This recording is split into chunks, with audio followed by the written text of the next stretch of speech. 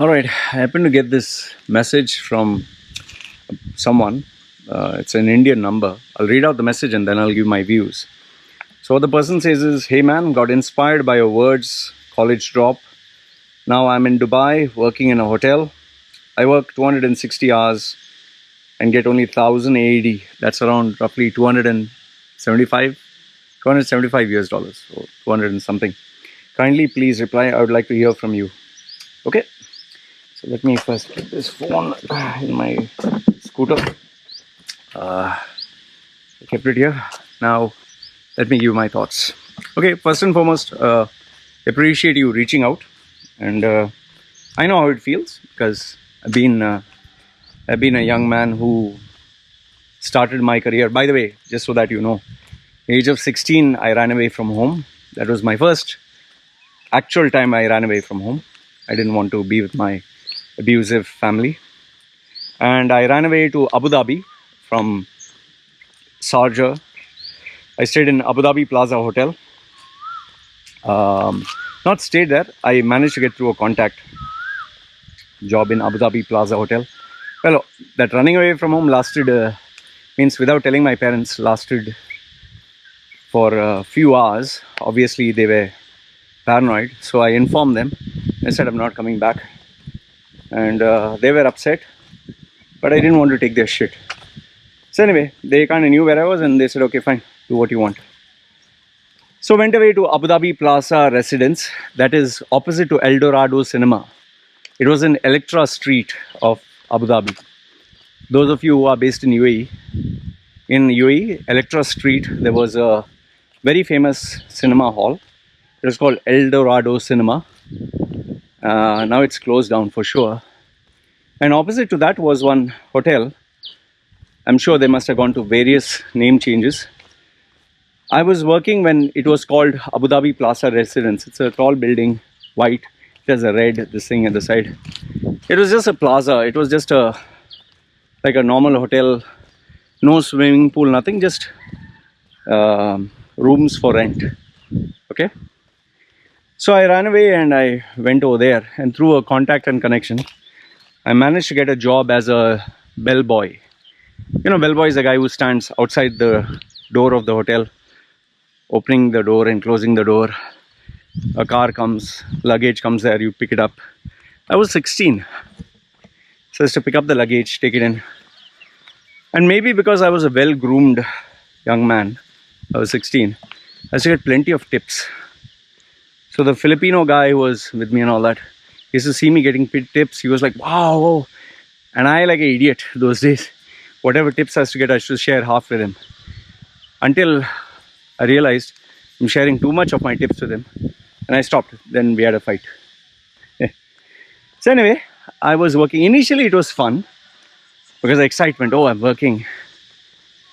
And yes, I was making tips. But eventually it started becoming a nuisance because initially I was working in the day shift, so I could get to eat food in the kitchen.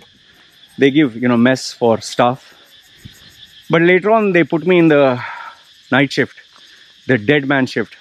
This Filipino guy complained to the HR, and this HR lady, I didn't know politics existed. HR lady didn't like me very much. So they put me in the dead man shift, and there were no passengers or hardly anyone used to come there. And the tips dried up. Those days, I was getting paid 600 dirhams. Just imagine, let that sink in. 600 dirhams plus stay in a hotel. Now 600 is roughly 120 or 130 US dollars to give you the exchange. So $130 for 12 hours of work, 6 days a week, okay, standing full day.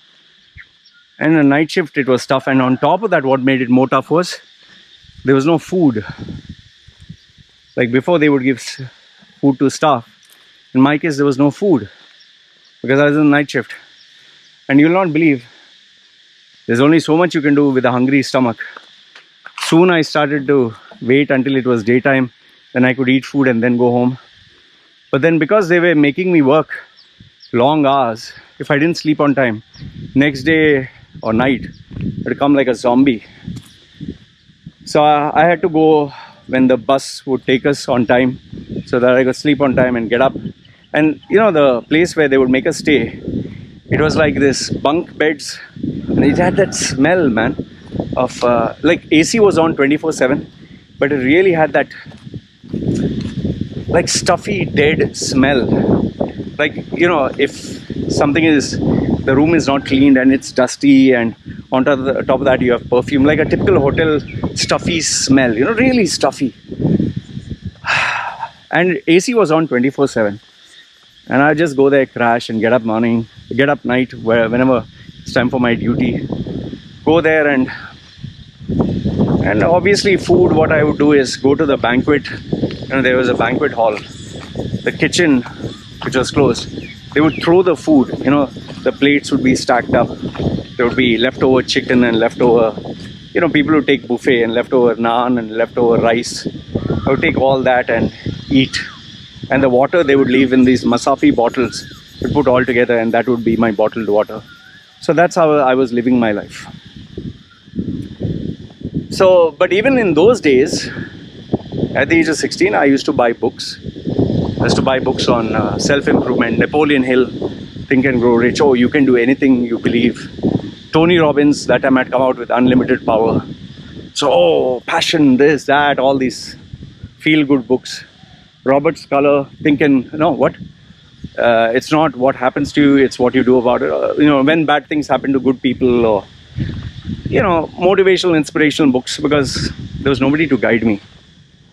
However, one habit I had, apart from all that, which was really good, and that was whenever I would meet anyone who was successful, I would always ask them advice. I would always take their counsel. And there was this gentleman, his name was, I remember, he was a Pakistani guy, Fahim Khan. I don't know, he was a very classy guy, a GM, and it was through him I managed to get the job. Someone spoke to him, and he was a very, I mean, he looked really white, like light skin, and he used to drive this Mercedes Benz, and he had this classy way of walking, and his girl was fucking hot, man. Woo! It's like he was a bald 50-year-old or whatever, but his girl was 20, and she liked him like crazy. And he was filthy rich, but he was very nice to me. And he wouldn't talk much, because obviously GM, not everyone can talk to him. And whenever he was, you know, I would see him free, I would just smile at him. He would come, "Hey Loy, how are you? How are things?" And I would always ask him, like, can you give me your advice? You know, I used to always ask him advice, how to be successful. I said, I want to be like you one day. I don't remember what he said, but he always was soft-spoken. He said, don't worry, you will. Just work hard. That's it, simple advice. Nothing more than that. Nothing more than work hard and you'll succeed. And so those are the piece of advice that he would give me. Work hard, you'll succeed. But I always admired him because he was very nice to me. But, you know, eventually I started to get depressed because I was working so many hours. I was just making 600 dirhams. It was not enough for anything, man. And eventually, after a couple of months, my mother and stepfather kept pestering, come back. You know, we'll put you in some college or something. So, okay, I softened up and I said, okay, fine. And I finally came back home. And from there, I attempted to complete my college in St. Aloysius, Mangalore. But there also I was busy wasting time. I didn't like college education, which was shit. I was just learning nonsense, which I found a repeat hashed information of my school days. Better than that, I was working, doing events, trying my hand as a DJ, anchoring shows, making money. I was enterprising even then. I was a rebel even then. And eventually, I never attended college. So I dropped out. And then I came back to UAE and once again started hustling my way, trying to get a job as a whatever. Finally, after 2 years of searching for a job unemployed, because I didn't have a degree, my first job was you'll be surprised to know, was a shopkeeper. Shopkeeper in UAE. I remember in Karama. It was opposite Karama Shopping Center. The name of the place was Dina Al Safa. I don't know if I have the business cards or all this, but if I have, I'll show you. My first, it later on, its name of the shop turned to be House of Sound. My first boss, he was an employee of Emirates Airlines, classy guy. I liked him. He was really big, huge guy. I've not got his permission to take his name. Really big guy. And he had a loving wife who was hyper, but is his wife. Let's say her name is S. And she turned out to be my first real friend, grown friend. Well, my boss was my boss. He used to always get pissed off with me because I was busy. You know, those days, dial-up internet. I was busy chatting with girls and in ICQ rooms, and the internet used to go up where it's supposed to be only 150. Because of my usage, it used to go 500, 600. He used to say, "What the fuck is this, man? What the fuck?" I was busy checking out even adult porn sites. Fuck, it was nice fun. He used to get sometimes DVDs and all that. I used to watch movies and all that. He used to bring some crazy DVDs based on demand. I used to watch them also. And then I never told him this. Even those days I was a playboy. I used to get girls to shag in the shop. Oh, so many girls. Those days also I was a playboy. Even though I was young. I think by the time I was 19 or 20. Oh, life. And my first salary as a shopkeeper was 1,200 dirhams. 1,200 dirhams is 400 US dollars. So from 150, 120, whatever, 400, good.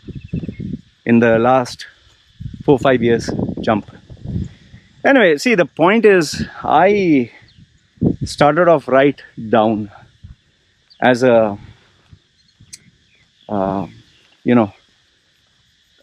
bellboy for a hotel. And when I went to Dublin, Ireland, that is later on in life, I was a toilet cleaner in a cinema house. Thankfully, it was not like, typical dirty toilets. It was very clean. They used to keep it very, very clean. Hardly any passengers. Hardly any visitors. So the place was really spick and span. But still, I was a toilet cleaner. They call it domestic engineer. And you had to show people their seats and serve them popcorn. And so I was doing all these jobs, So I've seen the tough side of life. I've been even a sweeper on the road. And yes, I did ask myself this question. Like, is this what life is all about? To earn like this $100 a month or $200 a month, working 12 hours. Is this my life? I used to see youngsters driving big cars and having a good life and with their boyfriend, girlfriend, happy with their parents. And I used to just look and just wonder, Those days, the only thing which I wanted was good food. I wanted to wear good clothes, wanted to have fun, wanted to buy some things like a good shirt, and there's nothing much. But obviously, as you grow bigger, you want some toys here and there too. But for me, the biggest thing I wanted was books. I loved buying books. I was passionate about it. Even when I earned $100, I would always think, how can I buy more books with little money? So I would go to these bookshops where they would keep these pirated books, like I told you, Tony Robbins and Dale Carnegie and all that. They had pirated cheaper versions, which would cost like $4, $5. So I would stand there and I would read those books. Some shopkeepers would just shoosh me away, but some others, they would keep quiet. They know that I was reading there. Some would say that, see, don't read, my boss doesn't allow. I said, oh, I have less money. Okay, how much do you want it for? And they would give it to me for less. Sometimes I would stand and read these magazines. I liked Flex, Muscle and Fitness, bodybuilding magazines those days. So I always wanted to read, and that's why today I have $500,000 worth of, in terms of US dollars, in terms of books, DVDs, CDs, educational tapes and all that. I literally even took bank loans and credit cards just to buy books. I was that crazy. So now, what advice can I give you? See, one thing is for a fact that if you have the spirit, if you have the drive and desire, if you're a person who never gives up, eventually you will find success based on the actions and decisions that you take. Okay, but remember, it is taking actions. It is not just hoping and dreaming and wanting to be that. And you need to be this restless spirit who, okay, I try this, it doesn't work, fine. I try this, work doesn't work, I try this. You keep trying new things. Now, through life, yes, you will make mistakes. You'll make decisions which are impulsive. You'll make bad investment decisions. You'll make stupid choices. That's part of life. And yes, maturity takes time. I was very, very mature, even up to 30, 36, until I went through a disaster whereby I was, 2011, my suicide video. So now another thing which I want to tell you is reading books and taking knowledge. Now, by default, let me tell you, it's good to read books. You must read books. The more a mind gets knowledge, and don't read books only what you want to believe in. Read books which are opposite, contrary to your thinking. I was a Catholic. I only believed in Christianity. But after that, when I started reading books on other religions, my mind opened up, and eventually I became an atheist. I realized this is all bullshit. Because every religion says only they are true. Then before, initially I used to read all these books on self-improvement, believe in yourself, achieve your dreams, secret to success and this and that. And I believed, if I just visualize, if I can see, if I can affirm, if I can write down, I'll become rich and successful. If I read voraciously, like nowadays this bullshit that goes on, read 60 books a day, a CEO reads 60 books a day, and if you read, you'll also become successful. Nah, that's all bullshit. You can read, I've literally read one book a day. There are people who claim reading one book a day and they skim. I used to literally spend like 14, 16 hours reading the whole book. Like I would push myself to read like as far as possible, half the book and next half the other day. I did all these audio books and this and that. See, reading books is good, but it's not going to make you successful or rich. It's just going to make you aware. So now the question is, what actually makes you rich and successful? And what advice would I give you? The truth is, you need to do it with actions. You need to work hard. And see, there's one fact. You cannot succeed, you cannot become rich if you're an employee. Unless, of course, you know the art of office politics and you're meant to be in the political world. Like, see, Obama would suck as a businessman, but great as a politician. Okay, he knows how to deliver sweet sounding words. And he knows how to play the political game. He was a horribly, horrible, evil person who did a lot of bad things to a lot of people. But he's looked upon as a hero. See, Donald Trump, he knew how to flip the switch and play the game. He was a great businessman who failed in so many things, yet he remained relevant. Fantastic entertainer. And as a politician, very controversial, very divisive, but one of a kind. But at the end of the day, he did what most of us could not, no? See, there are people who are like Satya Nadella or Sundar Pichai. These guys were meant to be in the corporate world. So if you're meant to be in the corporate world with proper education and skill, and you know how to play office politics, fine. By the way, those of you who think Satya Nadella is a saint, just Google search, I think, how this guy literally, through his policies, destroyed people who, these outdated PCs. They had this Windows operating system which stopped production and all that. So there was this American guy who used to go to landfills, places where they throw stuff. He used to get these computers, these computer parts, assemble them together, get CDs which are thrown out in third world countries of these operating systems. He used to make them work and he used to sell them. Just imagine, trash.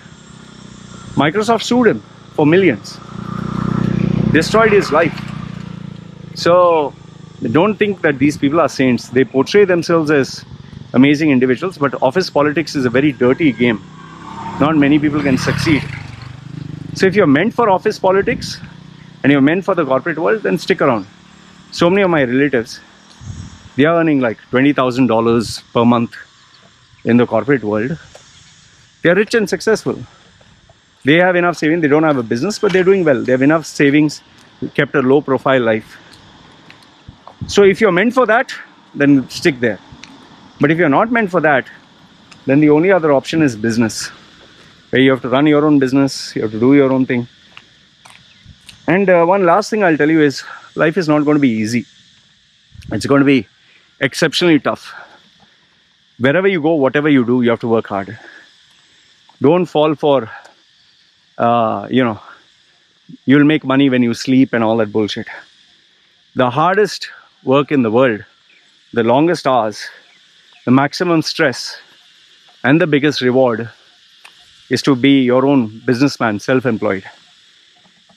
In my case, by luck, I found what my passion was. That was talking, training, teaching, TTT. And only thing I needed to figure out was how to better my delivery, which took me 20 years of learning, training, grooming myself, because there was nobody there. And content, that came also with time. So if you don't have money for a mentor, be prepared to spend 20 years learning by yourself. And there's no guarantee that what you learn is actually right. It can be wrong. I have spent money on useless things. And if I calculate the amount of money that I spent on all this, I can assure you I could have purchased 2 or 3 villas. That much money I spent on wrong things. But if you can get yourself a mentor, a good one, it'll change your life. How did I succeed? I was lucky enough to get multiple mentors. But yes, given I was a pain in the ass, a rebel, and a guy who had ADHD, I still do, and was hyper and stupid and impulsive. So many times I failed, so many. With the biggest one being in 2011. If you check my video where I tried to commit suicide. That was, you can Google search, 2011 Loy Macedo suicide. And that's where I realized I need to stop this nonsense. I need to get my shit together. I can't keep doing this. And that is where at the age of 36, I decided to take life seriously. No more showing off. Showing off was there, but no more being a shallow person, sleeping around with girls and being crazy. It took me 4-5 years to get my act together. And today this is where I am. So, yes, maybe I inspire you. I'm sure there are people who will inspire you much more, much better than me, whose story is much more, a beautiful fairy tale ending, who obviously must be earning much more money than I can ever do in 100 lifetimes. But end of the day, your story is going to be unique to you. Your life is going to be unique to you. Your sing-a-song, your swan song, whatever. So yes, take inspiration from whomsoever. But end of the day, remember, your journey is going to be unique. And one last thing, just as a bonus. Nobody will tell you the real story. Nobody will tell you the truth. Me becoming successful has involved me doing a lot of questionable things, working through loopholes. Maybe sometimes they were illegal in that particular country. I did a lot of questionable things. You'll be surprised to know I even slept with females just for money. Well, because I had to take advantage. I took advantage of so many people. I did a lot of bad things, lots of bad things. I'm by no means a role model. No way. If I had to cheat someone and I could make easy money, especially in my days where I was desperate, easily I'll do that without thinking twice. because either you survive or they survive. You know, it's like survival of the fittest. And I was penniless and homeless on the streets, and I was pushed to the level where I was even ready to kill just to forget sleeping with someone for cash. Ready to kill just to survive. No food to eat, man. No place to sleep. What do you do? Easy for people to give you a lecture about God and this and that. But try staying without food for days. How many days can you survive? How many days can you sleep on the road?